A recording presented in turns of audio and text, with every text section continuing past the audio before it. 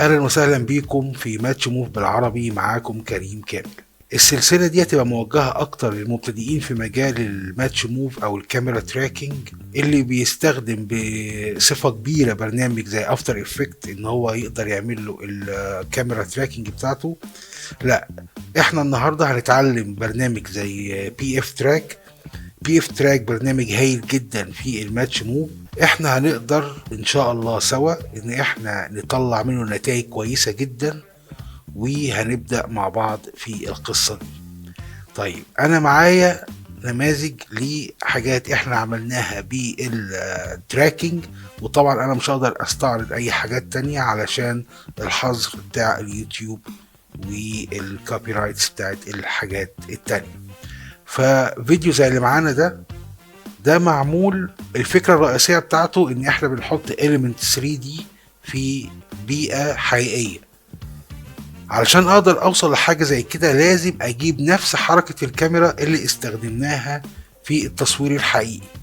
وعلشان اعمل حاجة زي كده في برامج بتبقى مخصوص ان انا اعرف اوصل للنتيجة دي، بس هي بتحتاج لمجهود وتدريب، وكل ما هتتدرب على القصة دي كل ما هتقدر توصل لنتيجة افضل. طيب عشان ما ضيعش وقت حضراتكم، ادي دي فكرة برضو. كده كده الكليب ده موجود على البيج عندنا اللي عايز يتفرج عليه، وهسيب لكم اللينك بتاعه تحت الفيديو. طيب برنامج زي بي اف تراك احنا هنعرف فيه ايه النهارده واحنا هنتعلم فيه ايه؟ طيب اول حاجة احنا هنعرفها هي الاب انترفيس. الانترفيس بتاعت البرنامج، بقدر ايه هي الظاهرة اللي انا بحتاجها، بستخدم ده امتى، بستخدم ده امتى. تاني حاجة هنعرفها الامبورت ميديا، ازاي اقدر ادخل الميديا بتاعتي جوه البرنامج واتأكد ان انا شغال على فريم سليم والداتا بتاعتي سليمة والكاميرا بتاعتي سليمة. يوزر تراكنج اللي هو التراك اللي اليوزر نفسه هو اللي بيعمله بايده، هو اللي بيختار النقط، هو اللي بيحدد افضل نقط يشتغل عليها، هو اللي بيبعد النقط اللي مش عايز يشتغل عليها. الاوتو تراكنج طبعا من اسمه هو التراكنج اللي البرنامج نفسه بيعمله، وده طبعا بيبقى تحت اشرافك انت، وكل ده هنعرفه سوا.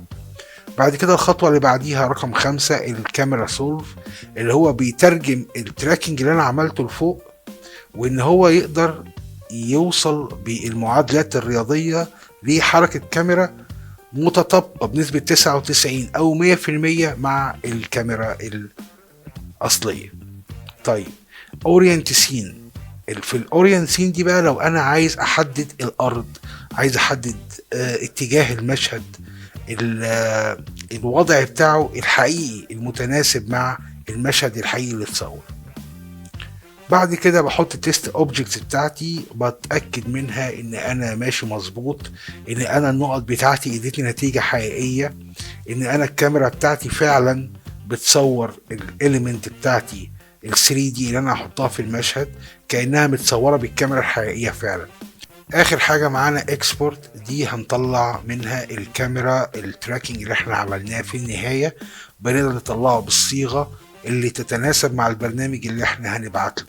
ومش كل البرامج بتاخد نفس الحاجات، في برامج ده بالنسبه لها افضل، في برامج ده بالنسبه لها افضل، ده هنعرفه مع الوقت ومع التجربه قدام. واول حاجه نبدا بيها هي الاب انترفيس. يلا بينا.